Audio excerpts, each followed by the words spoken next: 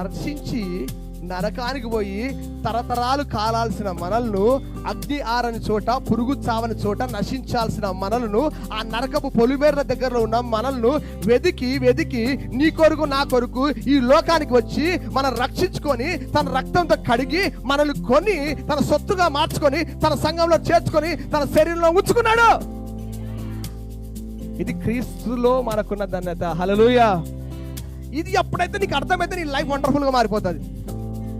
చాలా మందికి సమస్య ఏంటంటే, బైబిల్ ఒక మాట ఉంటుంది, నా జనులు జ్ఞానము లేక నశిస్తున్నారు. ఏం లేక? డబ్బు లేక కాదు. ఏం లేక? జ్ఞానము లేక. జ్ఞానం ఏ దాని గురించి లేదంటే, దేవుడు తమ గురించి ఏమి పలుకుతున్నాడో, ఏ ఆలోచన కలిగి ఉన్నాడో, దేవుడు వాడిని ఎలా చూస్తున్నాడో అది తెలియదు కాబట్టి వాళ్ళు నశించే జాబితాలో ఉన్నారు. కానీ ఒక శుభవార్త అంటే